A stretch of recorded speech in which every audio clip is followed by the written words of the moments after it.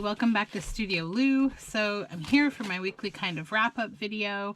So I'll start with the things that I got from a little antique shop that I got to do this week, actually yesterday, in a local antique store that is allowed to be open now, thankfully. So I got a few things for journaling, so I will show them to you. So first thing is I got this little marigold book, a story and activity book about color. It's a golden book. Let's just peel this out of here.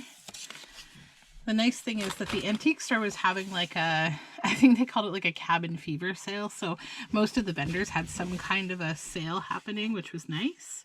This is from 1964. And it's got a lot of really nice images in it of like children and kind of nature scenes. And it's all about color. And I really like the illustrations. They're very, very lovely. All sorts of cute stuff.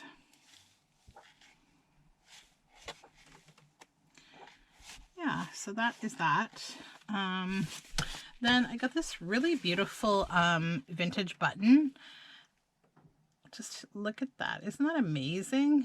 Yeah, it's so pretty. So I'm probably going to include it in one of my sewing boxes that I'm working on, which is another project that I haven't even talked about that will be coming eventually. And then I found this cool book. It's got this really glossy cover on it. Sometimes these sellers, they put these on there to try to preserve the book, but it's called The Campfire Girls Flying Around the Globe. And I just love the image on the front here. Let me tilt it so that you can see it a little bit without the glare. It's really cool. It's like these two women like flying, you know, it looks like they're flying out of a plane, like, I don't know, it's really cool though. I thought it was a really fun book.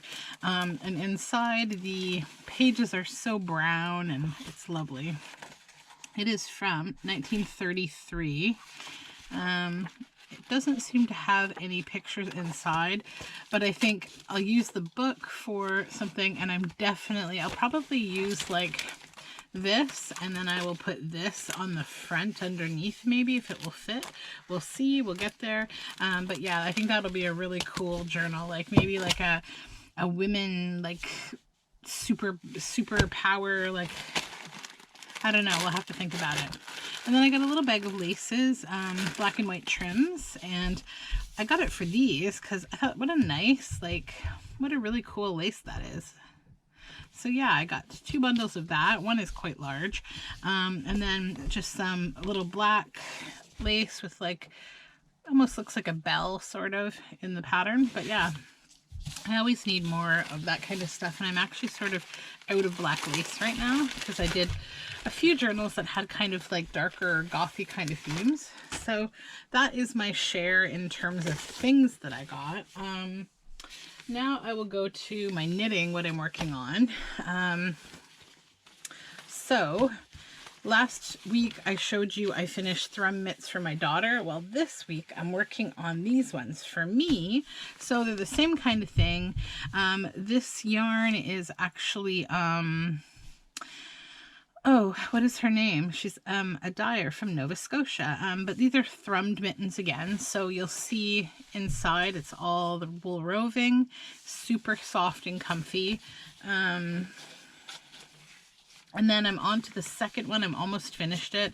I have the thumb blocked off here, the thumb stitches, and I am approaching the top. So as you can see, we are almost finished that one too. So then I will have warm mittens. This is what the yarn looks like.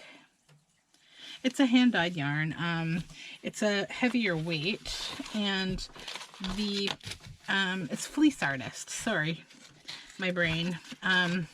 So these are the Fleece Artist Thrum Mittens. So this pattern actually comes when you buy the wool. So if your local yarn store sells the Fleece Artist Thrum Mittens yarn, it will come with the roving as well as with the yarn and the pattern as well. So, and you might be able to find the pattern on Ravelry, I'm not sure. Here is the, whoops. Sorry, I have all this stuff that I want to show you hanging around in the background.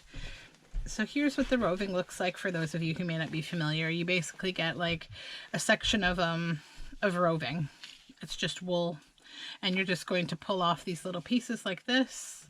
And when you add them onto your needle with the yarn, you can thread them right in. This pattern doesn't call for it, but the recent patterns for thrumming that I've been seeing is they recommend that you stretch the wool into like a figure 8, and then what you knit with is that middle section, so that what's inside is a little shorter and one of the sides is kind of like looped, so like you get a bit of a more manageable inside for your mittens. But like honestly, I don't really feel like it has had any kind of impact, like between knitting these without it and the other ones with it. I don't really feel like there's much difference in terms of like, does it make it easier or harder to make. So, and I'm putting this in the wrong, there we go. I was wondering why it wouldn't fit. So let me just get this knitting out of the way here. And then I'm working on a journal, but I can't show it to you quite yet because it's for a design team project, but I am going to be starting another journal. I'll show you. I did give a little bit of a hint about what we'd be doing already. So it's going to be in this book, The Poison Trail, and it's going to be like a poison garden, poison plant journal. And I have been creating some digital ephemera myself. I have to get working on that. I also typed out these. These are the names of a bunch of poisonous plants. And so that's where that is right now. I've got a few little things set aside. I've cut out, I have some stickers, and I have some things that I've cut out of an herb and plant book. But that's where that is. I need to make a bunch of progress on that. And then for the 52 tags handmade challenge, I've got my kit together. I have put my backing fabric on my tag, and now I've got to start making yo-yos. This one is going to be using yo-yos. So I've got my fabric picked out for it. I'm using this silk organza. I'm going to probably use both sides of it and do yo-yos in each of those. And yeah, that's as far as I've gotten with this so far.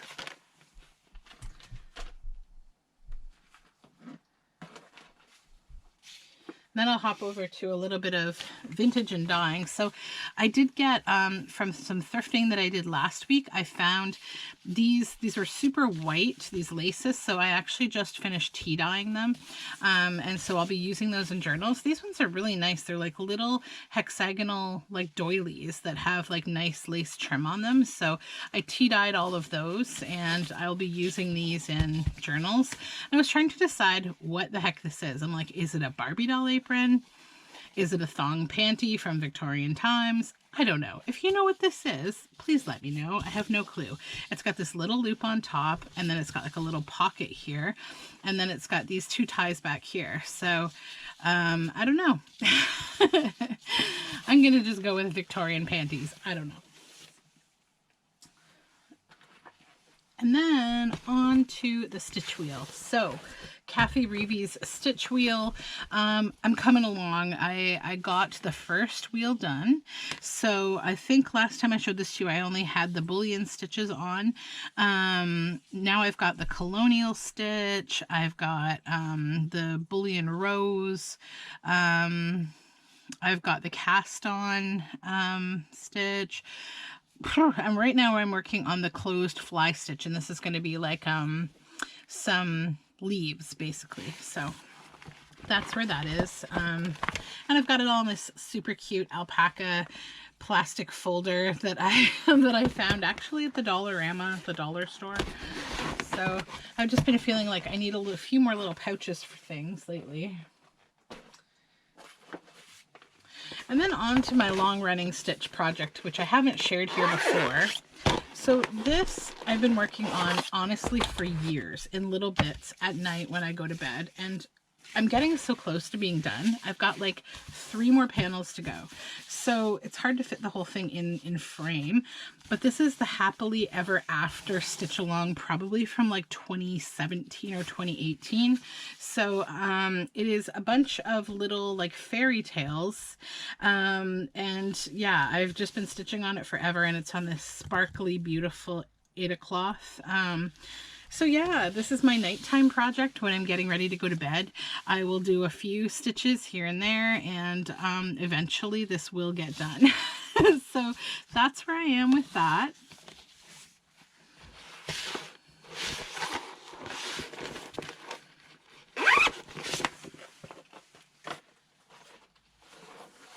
And that's from the Frosted Pumpkin Stitchery, if I didn't already say that. This one also is Frosted Pumpkin Stitchery, which I'm working on. It's Halloween Town.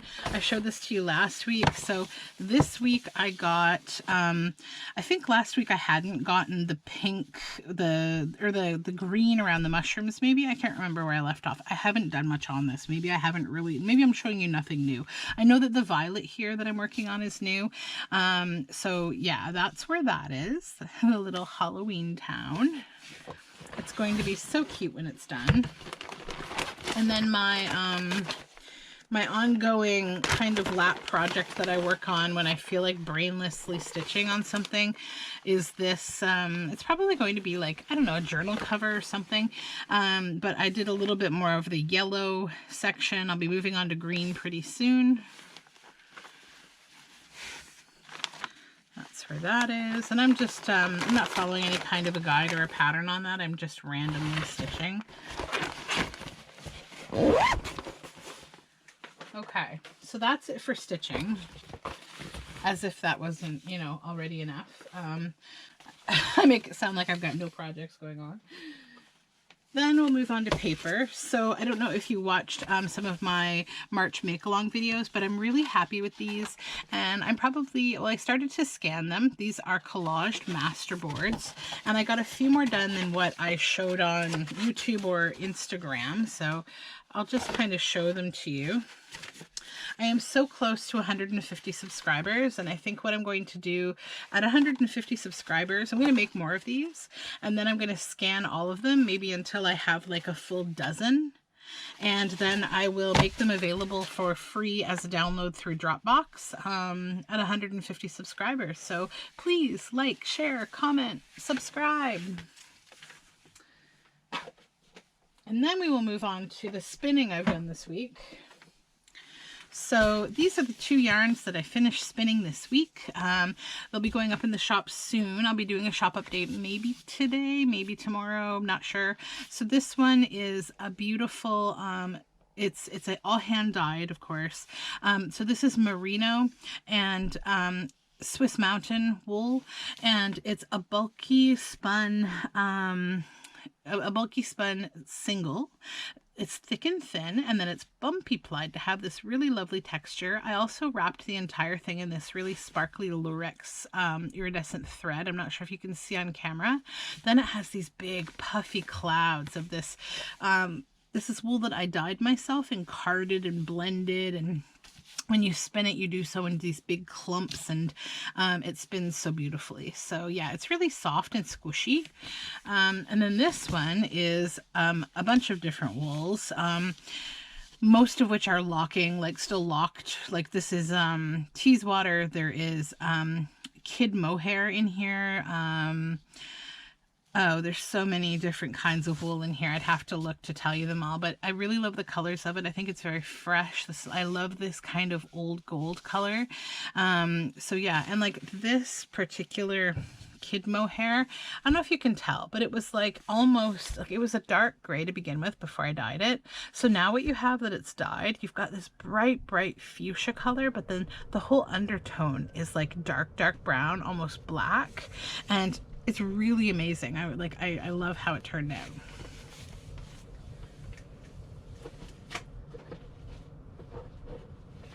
And then I finished a few of these and got them packaged up for the shop. So I had shown you this one.